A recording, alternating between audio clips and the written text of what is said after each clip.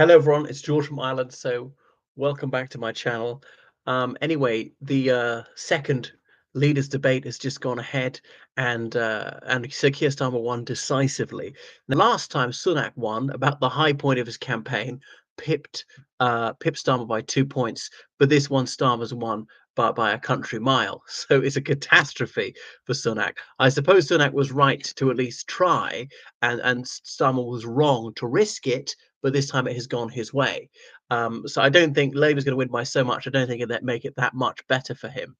But yeah, the Conservative campaign has gone really badly. I just think the 2019 campaign was superb from the Conservatives. Let's say the 2017 was faltering, and this is probably the worst one of my lifetime. In the 97 campaign was better. 2001 campaign wasn't that bad. Some wobbles from Oliver Letwin sent into hiding about Michael Portillo and made some unguarded comments about spending. 2005 campaign quite effective from the Conservatives. Obviously lost, but made significant gains, and blah blah blah.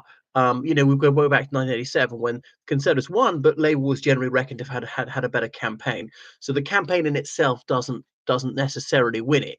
Depends how what's been happening over the previous 4 or 5 years. You look at like 2017 when the spontaneity of the Labour campaign, the optimism, the what was it, the rawness, the authenticity that won against very inauthentic control freak Theresa May campaign. Admittedly, the Conservatives narrowly won the election. Uh, all right. Partly because Sunak went early and the Conservative Party was ill prepared. And the Labour was in a better state of preparedness, oddly, despite them having no idea when the election was going to be called. The conventional wisdom was going to be October, November, and that's what I was saying. So I wasn't the only one to be caught out. Now, it was only known amongst Sunak's Camarilla, and I realised you can't tell too many people. Every person you tell is a risk that he or she's going to blab. The Chief Whip didn't know, the Chancellor of the Exchequer didn't know till a few days before it's called, blah, blah, blah.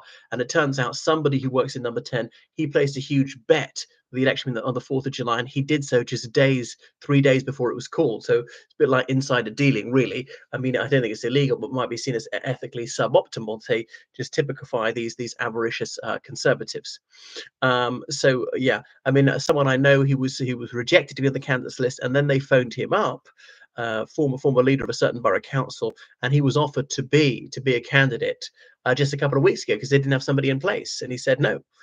Because to think roughly 3,000 people would apply to be on the Conservative candidates list in each parliamentary cycle, about 1,000 accepted. They only need 631 candidates, because bear in mind there are 18 seats in Northern Ireland the Conservative Party no longer contests. Moreover, it does not contest the Speaker's constituency, so 631.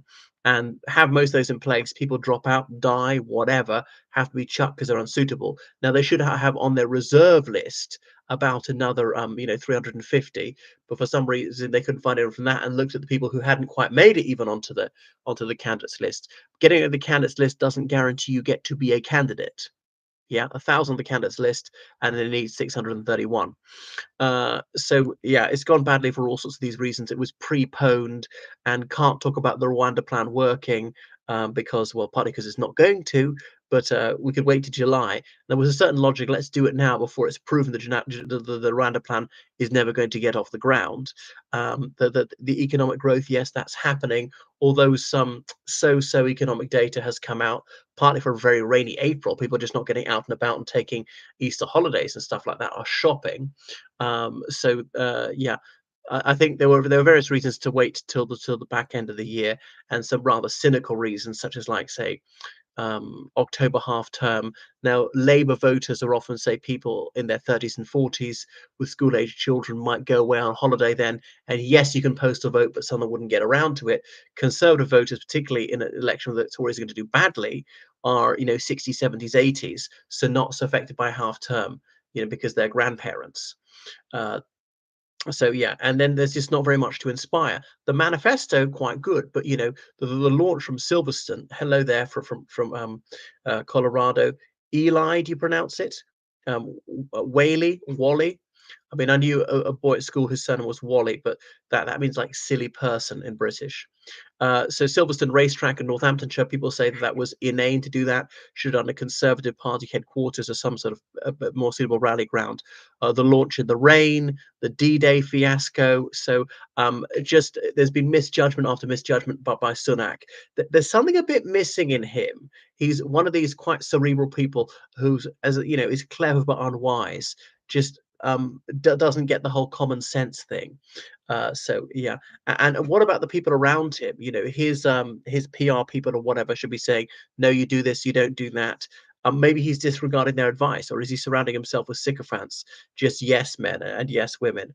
So yeah, it's all looking fairly dreadful. The tax cut, that is good news, and the Conservatives are going to hammer that one as much as possible.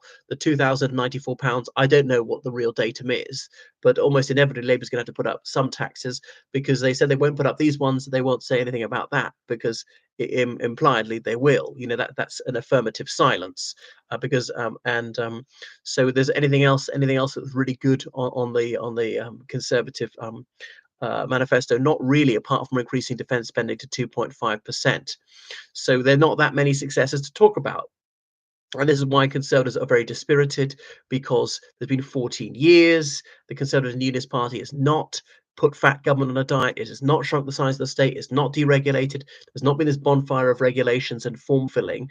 It hasn't reformed and marketized the public services, because you could free the National Health Service, the police, civil service, everything else from being strangled by red tape, and it hasn't happened. And all right, some European Union legislation has been dumped, but this is a PR disaster in not communicating that effectively to the public that take advantage of these Brexit freedoms.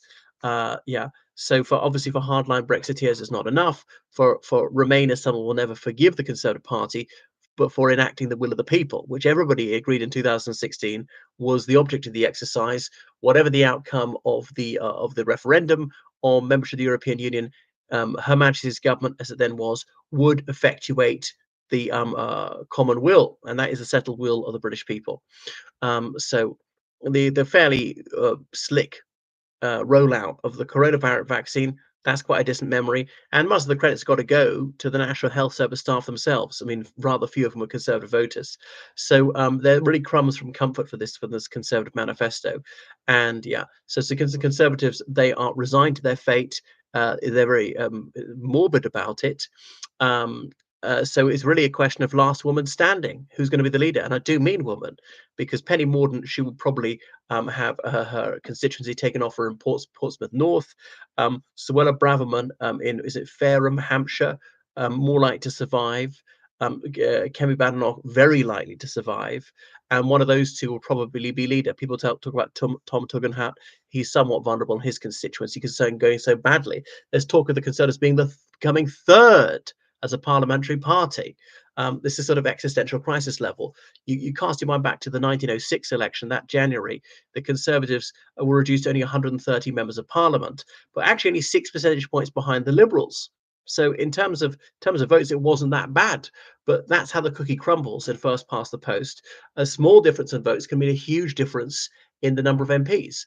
Or like the Lib Dems went up in votes last time, up a lot, 1.5 times, but down a number of MPs, and vice versa. Lib Dems in '97, they went down in share of the vote, but they went up in MPs. Well, hugely, more than doubled. So there's no rhyme nor reason to it. It's a completely illogical and unjust system. So I don't think the Conservatives will come third in terms of number of MPs or share of the vote, but it'll be close. It'll be bad. I'm going to do a prediction right before polling day, because obviously the polls are up and down every day. But where Labour got 27% of the vote in 1983, it'll be around that sort of level. Labour, though, got 209 MPs. Conservatives going to be far fewer than that, 165 or whatever it was in 1997. That would be the best case scenario. At the moment, I'm thinking like 130, sort of 1906 level. I mean, it could be fewer than 100. I saw a poll saying it's going to be 57. So it's going to be horrific. And that's why it's all damage and imitation. It's got so bad the Conservatives had to sort of frighten people about how horrific Labour's going to be, and Labour's going to be ghastly in office. Is we don't want this rampaging red socialism oppressing us. Right, we don't want them with the supermajority be a real elected dictatorship and no limit to what Comrade Starmer can do. And don't forget, he was a Trotskyite, so he's a commie. I mean, I don't think he is anymore. It's a bit like Angela Rayner's a thief. She is a shoplifter. And all right, she's under 16. She only did it once. Is a very, very long time ago. We shouldn't hold that against her. Right. Thank you for watching my channel. Make sure you subscribe on Patreon. Donate on PayPal. GeorgeCallahan79 at gmail.com. Toodle pip.